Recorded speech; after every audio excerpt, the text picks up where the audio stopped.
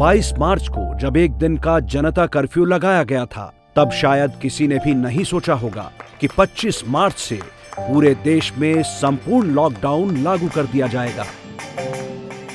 वजह था पूरे विश्व में बढ़ता कोरोना और कोविड-19 का कहर। देश के प्रधानमंत्री ने नागरिकों के जीवन की सुरक्षा के लिए संपूर्ण लॉकडाउन की घोषणा कर दी। जनता कर्फ्यू को हर भारतवासी ने सफल बनाया। देश आज एक महत्वपूर्ण निर्णय करने जा रहा है। आज रात 12 बजे से पूरे देश में, ध्यान से सुनिए, पूरे देश में आज रात 12 बजे से संपूर्ण देश में संपूर्ण लॉकडाउन होने जा रहा है। ये एक ऐसा निर्णय था जिसने एक चलते फिरते देश को अचानक थाम लिया।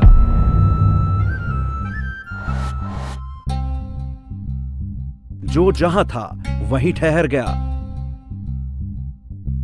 कोई घर पर था, कोई घर से दूर। रेल, बस, हवाई जहाज, सबके पहिए थम गए। सड़कों पर सन्नाटा पसर गया।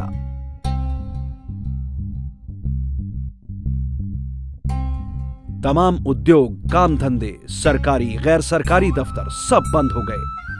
ये एक ऐसा मंजर था जिसे किसी ने भी अनुभव नहीं किया था।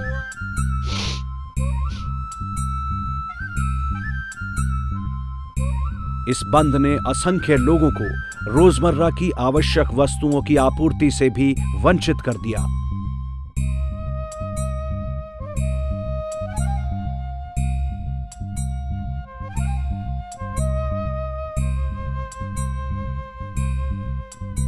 अकेली पड़ी रहती हूँ, को खाने को नहीं, कुछ क्या खाऊं। पानी पी लेती हूँ, फिर सांस ले लेती हूँ। खाने को फिर जब वहाँ कुछ है ही नहीं, दुकानें बंद है कि सब कुछ बंद है, बाहर भी नहीं निकलने दे रहे वहाँ के लोग। कैसे जिएंगे? कोई कोरोना से मरेगा, हम तो भूख से मर जाएंगे मैडम। ऐसे संकट के समय में जब लोग अपने घरों में अनजाने वायरस के डर से बंद हो गए थे, राष्ट्रीय स्वयंसेवक संघ और सेवा भारती से जुड़े कार्यकर्ताओं ने कमर कस ली, हर उस व्यक्ति के पास सहायता पहुंचाने की जिसे उसकी आवश्यकता थी। महामारी नहीं है, उसने कहर मचाया है, लेकिन उससे डर जाने की आवश्यकता नहीं है। डरने से काम नहीं होता, डरने से संकट का बल ज्यादा बढ़ता है। अपना संतुलन कायम रख के, मन में भय का लवलेश न रखते हुए, ठंडे दिमाग से कौन से उपाय करने हैं, कैसे करने पड़ेंगे, क्या क्या करना पड़ेगा, इसकी योजना बनाकर हम काम करते हैं तो वो काम यशस्वी होता है। आत्मविश्वास युक्त ऐसा अपना सुनियोजित प्रयास करना है, भय से रहित होकर। ये संकट किसी क्षेत्र विशेष का नहीं था, किसी धर्म, मजहब, पंथ विशेष का नहीं था, इसका किसी जाति विशेष से भी संबंध नहीं था। ये एक ऐसी आपदा थी जो बिना किसी चेतावनी के आई थी। इसीलिए कार्यकर्ताओं के लिए संसाधन जुटाना जहां समस्या थी, वहीं उनका वितरण करना भी चुनौती थी। लेकिन कहते हैं ना, जहां चाह वहां राह। सेवा भारती दिल्ली में 75 किचन के माध्यम से 1 लाख से अधिक लोगों को भोजन करा रही है, दोनों समय का। कोई तकलीफ नहीं है, बराबर खाना मिल रहा है और 3 टाइम मिलता है। नागपुर महानगर में 12 भाग है, 12 भाग में 38 नगर है। हर 38 नगर में एक केंद्र बनाया गया है, जहाँ पे अपने कार्यकर्ताओं के माध्यम से, समाज के माध्यम से वहाँ चावल, दाल ऐसे इकट्ठा करके पैकेट्स बनाए जा रहे हैं। तो ऐसे पैकेट्स बनाकर हम उनके यहाँ पर पहुंचाने का प्रयास कर रहे हैं। लोग घर में बैठे हैं भूखे, संघ वाले बहुत ज़्यादा सेवा कर रहे हैं। 3 दिन से खाना सुबह शाम मिल रहा है यहाँ।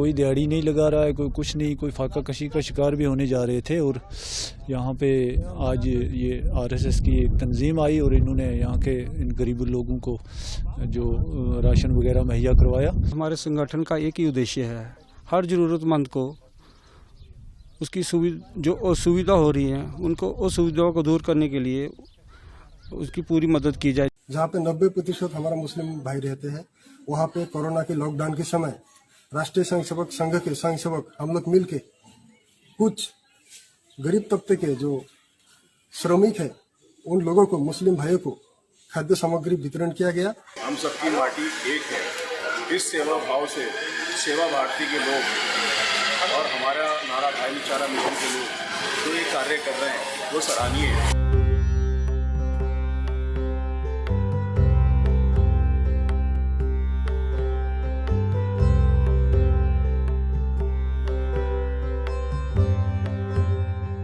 सेवा कार्य की शुरुआत हो गई।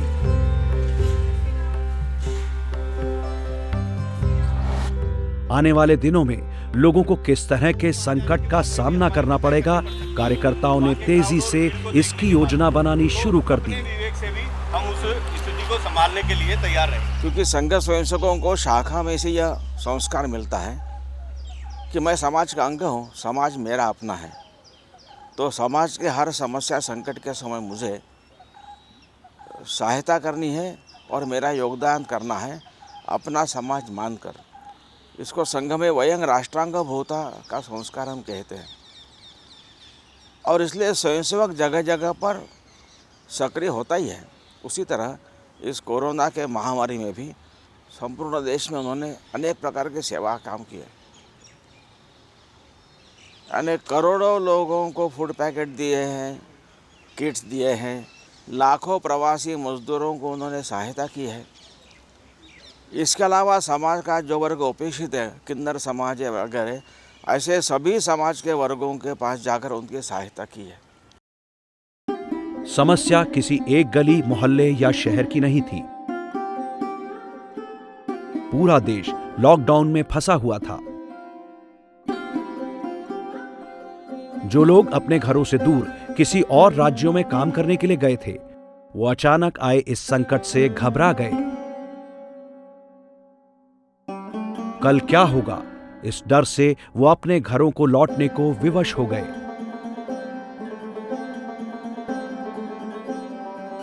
ना कोई साधन, ना कोई सहारा, बस अपने घर पहुंचने का एक कठिन संघर्ष।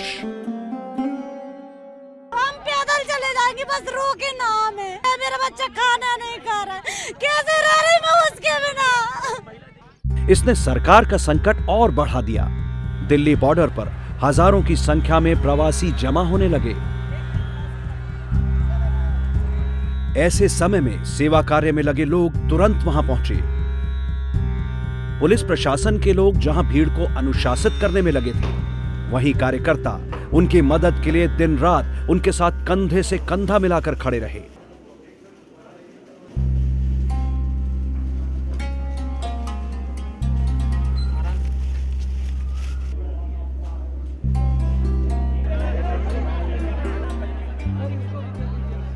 आनंद विहार में जब ध्यान में आया, तब संघ के स्वयंसेवकों से प्रशासन ने कहा तो तुरंत सबके लिए वहाँ पर भोजन की व्यवस्था की गई, कुछ मेडिकल व्यवस्था भी की गई। उत्तर प्रदेश सरकार से बात करके 5000 बसेस की व्यवस्था करते हुए उनको अपने अपने स्थान पर पहुंचाने की व्यवस्था हुई।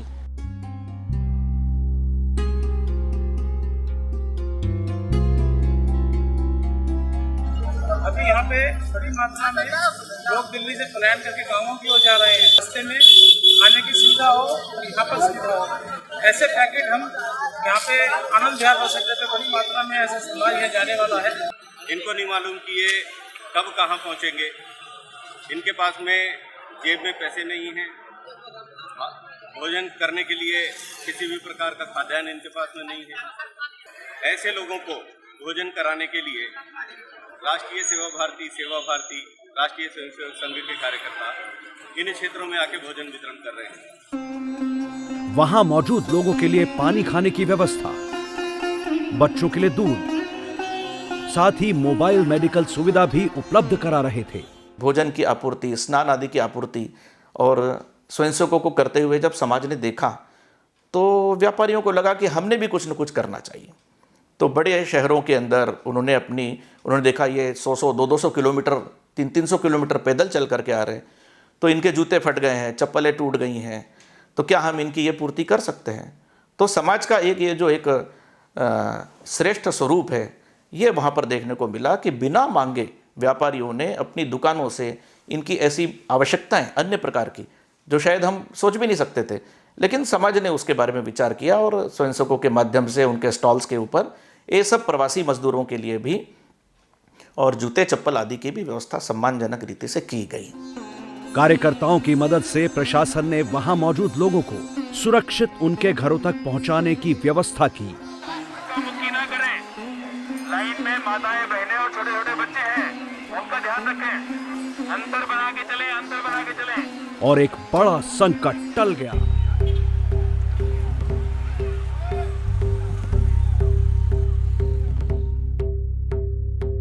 संकट काल में जब सरकार ने प्रवासी लोगों को उनके घरों तक पहुंचाने के लिए रेलगाड़ियां चलानी शुरू की थी, तो घर लौट रहे लोगों के लिए पानी एवं भोजन की व्यवस्था भी कार्यकर्ताओं ने की, ताकि सफर में उनकी परेशानियां कम हो सकें।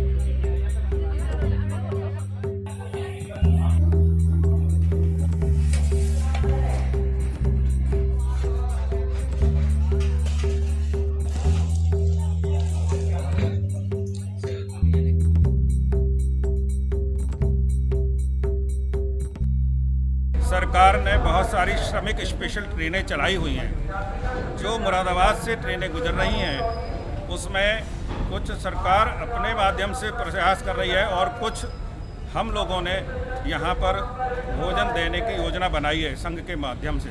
सेवा भारती हमारा प्रकल्प है। इसमें आज हम लगभग 10,000 लोगों को ये भोजन और एक पानी की मिनरल वाटर की बोतल दे रहे हैं।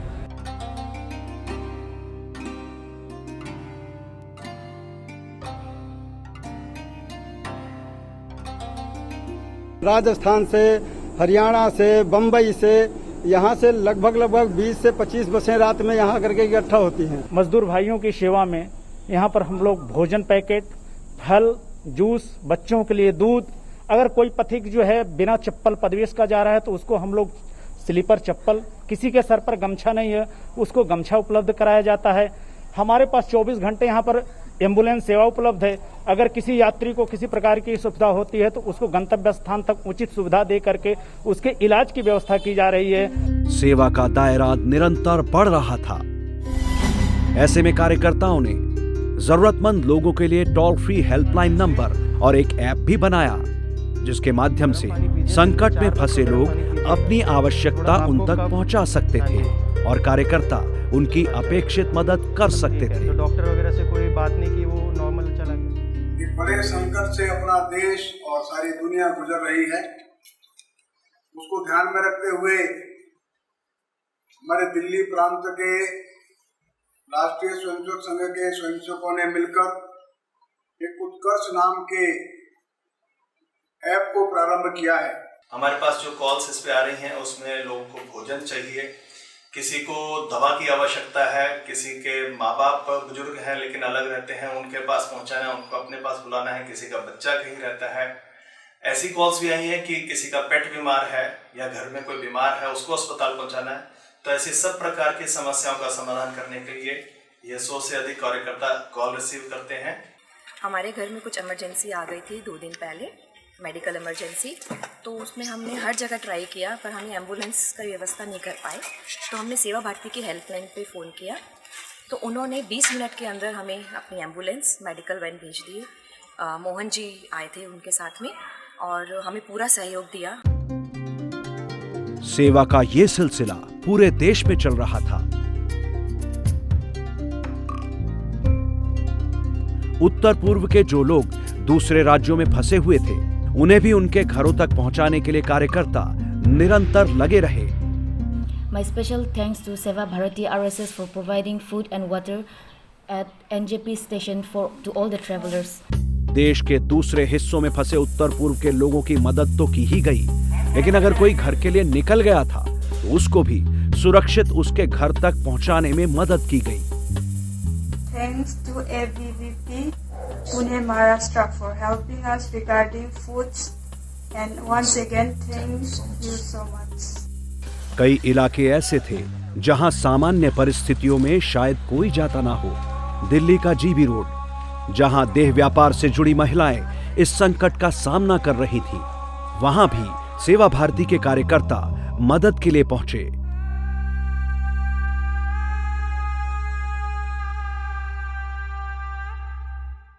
तो इनको खाने की ज़रूरत है, तो उस ज़रूरत को हमने समझा, तो फिर हमने यहाँ का सारा सर्वे करवाया इन एरियाज़ का, हमारे वर्कर थे एक के अंदर, फिर हमने 986 की लिस्ट बनाई है जिनको हम ये आज का खाना देने जा रहे हैं। तो सेक्स वर्कर हमारे लिए इसलिए भी ज़्यादा इंपॉर्टेंट हो गया काम करना, कि दूसरे लोग उसमें काम करने से कतराते थे, तो वो हमारे लिए ज़्यादा ज़रूरी हो गया। और एक बार हमारे भाई और बहनें वहाँ पहुँच गई, उसके बाद में हमारा इतना अच्छा रेपो बन गया, उनको लगा नहीं कि ये लोग बाहर के लोग हैं, हमारे साथ में काम कर रहे हैं। उनको भी इतनी खुशी हुई कि ये हमारे अपने भाई आके हमारे साथ काम कर रहे हैं।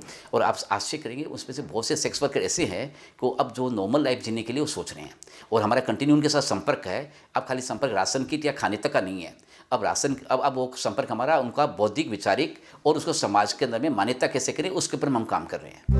सेवा करते समय सिर्फ एक लक्ष्य, हर उस व्यक्ति या परिवार तक पहुंचना जिसे सहायता की आवश्यकता है। राशन में हमने एक पैकेट बनाया है जिसके अंदर रिफाइंड की बोतल है, 5 किलो चावल है, 5 किलो आटा है, 2 किलो चीनी है, आधा किलो दूध का पाउडर है, चाय पत्ती है, मसाले हैं, इस तरह के सब पूरी व्यवस्था मिलती है। काम पे जा रहे हैं और काफी टाइम हो गया, घर के अंदर है, कहाँ जाए। हाँ जी, पूरी मदद की हमारी, करते हैं हमारी मदद। संकट के इस काल में गर्भवती महिलाओं के उत्तम स्वास्थ्य की दृष्टि से सेवा भारती ने विशेष पौष्टिक किट का वितरण किया। ऐसे दिन में बार जल्दी हाथ धोने हैं, आपने खाना है ये। एक और बच्चा आने वाला है ना।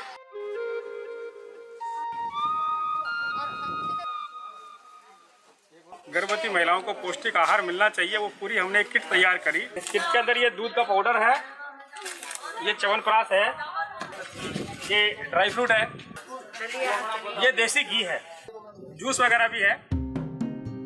देश भर में सरकार अपने संसाधनों का उपयोग लोगों की मदद में कर रही थी।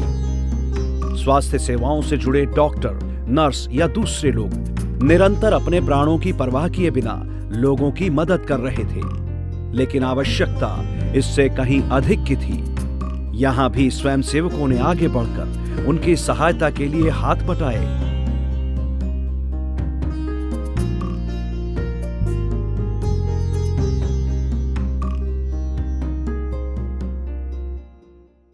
पिछले 20 दिन से आरएसएस द्वारा मुंबई की बस्तियों में कोरोना स्क्रीनिंग कैंप चालू है। इसमें मैं पहले दिन से सहभागी हूँ। धारावी में हमारे तकरीबन 50 टीम्स अलग अलग जगह पे काम कर रही है। उनका टोटल मिला के अप्रॉक्सीमेटली मोर देन 10,000 लोगों का स्क्रीनिंग आज हो सकता है।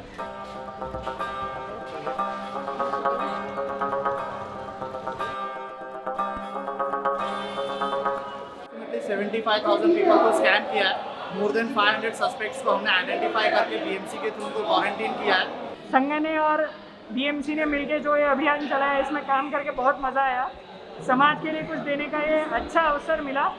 सेवा कार्य में लोगों की चिंता करते हुए कार्यकर्ताओं ने स्वास्थ्य एवं पुलिस प्रशासन से जुड़े लोगों के बीच PPE kit, face shield, mask आदि का भी वितरण किया।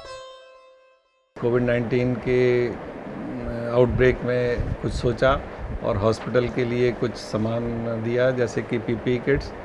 ये प्रेजेंट सर्कमस्टांसेस में बहुत ही एसेंशियल एक फाइटिंग इक्विपमेंट है और डॉक्टर्स एंड अदर स्टाफ, इसके बिना काफ़ी हम नहीं अलाउ करते कि कोई भी पेशेंट देखा जाए जो कि सस्पेक्टेड हो या पॉजिटिव हो।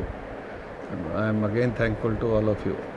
धन्यवाद देता हूँ आरोग्य भारती को और सेवा भारती को, जिन्होंने ये एक इनिशिएटिव लिया और पुलिस फोर्स के बारे में सोचा। इस सेवा कार्य के कई आयाम थे। कुछ ऐसे बुजुर्ग दंपत्ति या परिवार थे जो बाहर की दुनिया से बिल्कुल कट गए थे। उनके यहाँ ऐसे लोग नहीं थे जो बाहर से उनके लिए भोजन या दवाइयों की व्यवस्था कर सके। स्वयंसेवकों ने प्रत्येक मोहल्ले में ऐसे घरों परिवारों की पहचान की और उन सभी घरों तक जाकर उनकी आवश्यकताओं की पूर्ति की। इस कार्य में सेवा भारती के साथ संघ प्रेरित कई अन्य समाजसेवी संगठनों ने भी अपना योगदान दिया।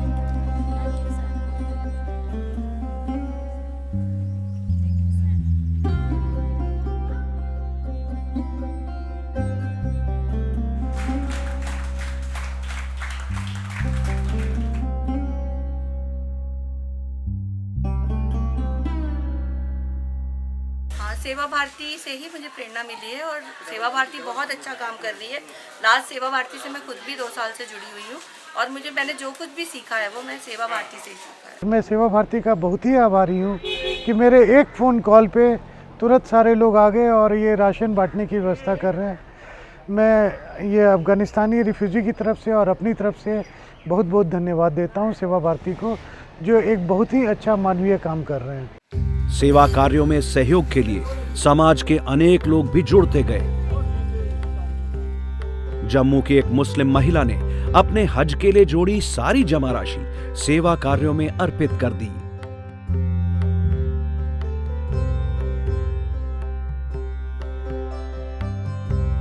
घुमंतु समाज के लोगों ने तो सेवा भारती की ओर से दी जा रही मदद को लेने से इनकार कर दिया, बल्कि अपनी ओर से सेवा कार्यों के लिए राशि अर्पित की।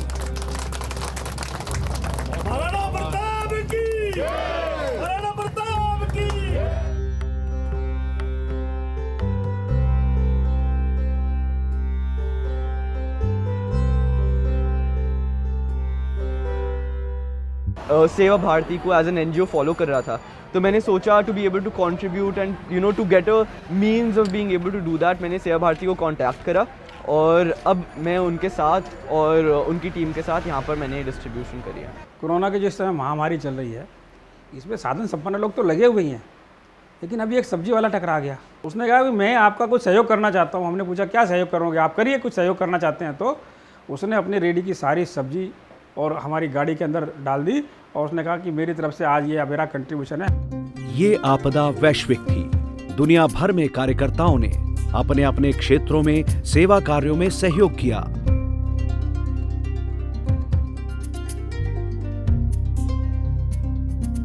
कोरोना मरीजों के लिए ब्लड डोनेशन कैंप भी लगाए गए,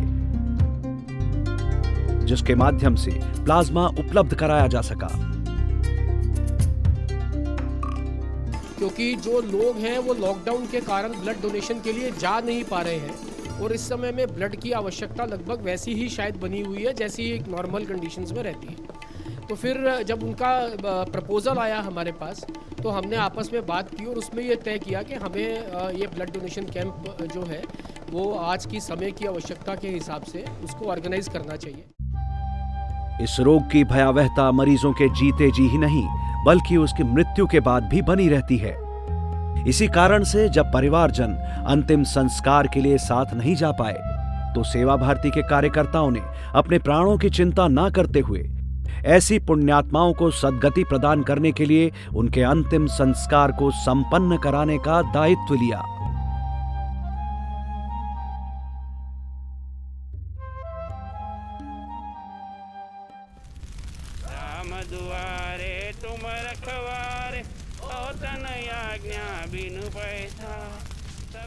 लॉकडाउन के कारण से जैसे परिवार की जहाँ निकटता आई, परंतु ध्यान में आया कि कोरोना के कारण से जहाँ जहाँ देहांत हुए, मृत्यु हुई, क्योंकि कोरोना का भय इतना अधिक था कि व्यक्ति उसके पास जाने से भी, अस्पताल में जाने से घबराना, संस्कार करने के लिए घबराना, इस प्रकार से लोगों ने दूरियां बनाई।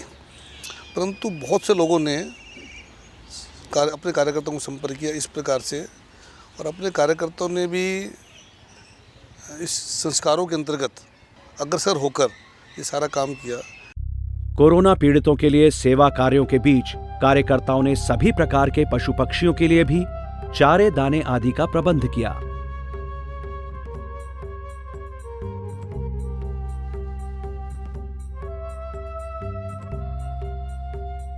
इस संपूर्ण सेवा कार्य का उद्देश्य न केवल लोगों की तात्कालिक समस्याओं को दूर करना था, बल्कि आने वाले समय की चुनौतियों के लिए भी उन्हें तैयार करना था। यमुना खादर में बसे परिवारों को आत्मनिर्भर बनाने के लक्ष्य से उनके बीच सिलाई मशीनों का वितरण किया गया।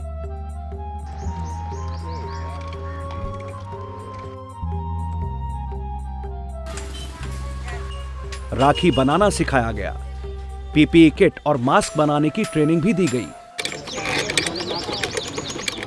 सेवा भारती की तरफ से जो स्वावलंबन का चलाते हैं, तो हम भी यही सोचते हैं कि रहे न निर्भर बने आत्मनिर्भर। तो इसीलिए हम लोगों ने इनको ये ऐसे काम देने का सोचा जिससे ये लोग अपने पैरों पे खड़े हों और अपने आत्मनिर्भर बन सके और उसके बाद ये लोकल यहीं रहकर कुछ काम कर सके। स्वरोजगार की दृष्टि से देश के कई शहरों में लोगों को सब्जी फल आदि बेचने के लिए रेहड़ियां उपलब्ध कराई गईं। स्वयं सेवकों के अथक प्रयासों से संकट का ये समय निकल गया। बिना किसी यश की इच्छा किए लाखों कार्यकर्ताओं ने इस कार्य में अपना योगदान दिया।